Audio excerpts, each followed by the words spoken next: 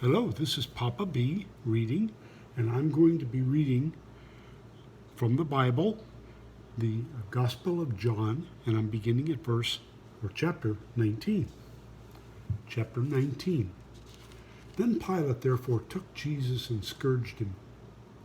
And the soldiers plaited a crown of thorns and put it on his head, and they put on him a purple robe, and said, "Hail, King of the Jews!" And they smote him with their hands. Pilate therefore went forth again, and saith unto them, Behold, I bring him forth to you, that ye may know that I find no fault in him. Then came Jesus forth, wearing the crown of thorns and the purple robe, and Pilate saith unto them, Behold the man. Then the chief priests, therefore, and officers saw him. They cried out, saying, Crucify him, crucify him. Pilate saith unto them, Take ye him and crucify him, for I find no fault in him. The Jews answered him, We have a law, and by our law he ought to die, because he made himself the Son of God. When Pilate therefore heard that saying, he was the more afraid, and went again into the judgment hall, and saith unto Jesus, Whence art thou? But Jesus gave him no answer. Then said Pilate unto him, Speakest thou not unto me? Knowest thou not that I have power to crucify thee, and have power to release thee? Jesus answered, Thou couldst have no power at all against me, except it were given thee from above. Therefore, he that delivered me unto thee hath the greater sin. And from thenceforth Pilate sought to release him. But the Jews cried out, saying, If thou let this man go, thou art not Caesar's friend. Whosoever maketh himself a king speaketh against Caesar. When Pilate therefore heard that saying, he brought Jesus forth and sat down in the judgment seat in a place that is called the Pavement, but in Hebrew, Gabbatha. And it was the preparation of the Passover. And about the behold him. But they cried out, Away with him, crucify him. Pilate said unto them, Shall I crucify your king? The chief priests answered, We have no king but Caesar. Then delivered he him therefore unto them to be crucified, and they took Jesus and led him away. And he, bearing his cross, went forth into a place called the place of a skull, which is called in Hebrew Golgotha, where they crucified him, and two others with him, on either side, one and Jesus in the midst. And Pilate wrote a title and put it on the cross, and the writing was, Jesus of Nazareth, the King of the Jews. This title then read many of the Jews, for the place where Jesus was crucified was nigh to the city, and it was written in Hebrew and Greek and Latin. Then said the chief priests of the Jews to Pilate, Write not the King of the Jews, but that he said, I am the King of the Jews.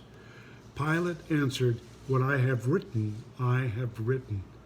Then the soldiers, when they had crucified Jesus, took his garments, and made 4 parts, to every soldier a part, and also his coat. Now the coat was without seam, woven from the top throughout. They said therefore among themselves, Let us not rend it, but cast lots for it, whose it shall be, that the scripture might be fulfilled, which saith, They parted my raiment among them, and for my vesture they did cast lots. These things therefore the soldiers did.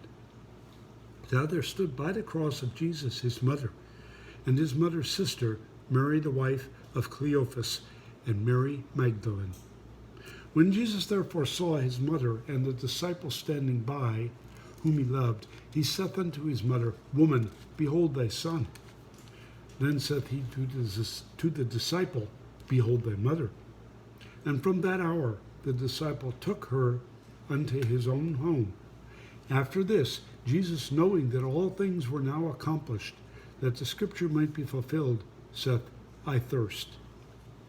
Now there was set a vessel full of vinegar, and they filled a sponge with vinegar and put it upon hyssop and put it to his mouth. When Jesus therefore had received the vinegar, he said, "It is finished."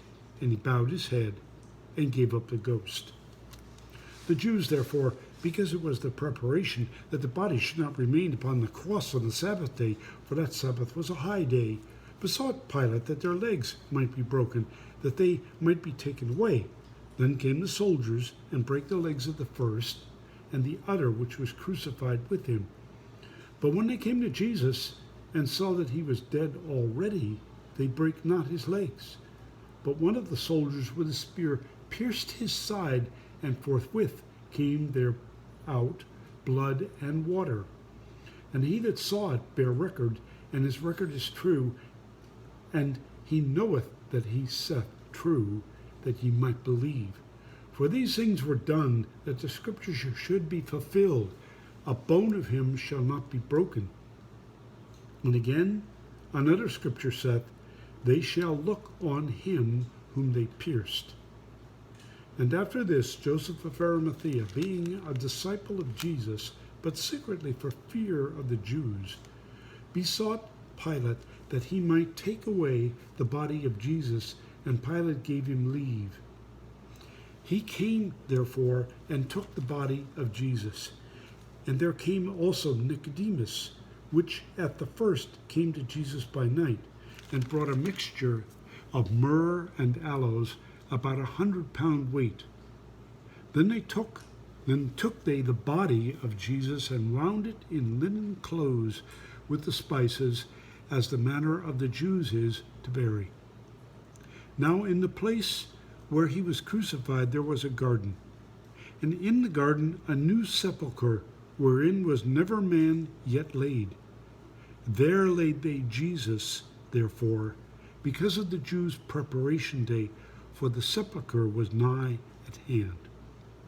This completes John chapter 19 from the Holy Bible. Please come again and let me read.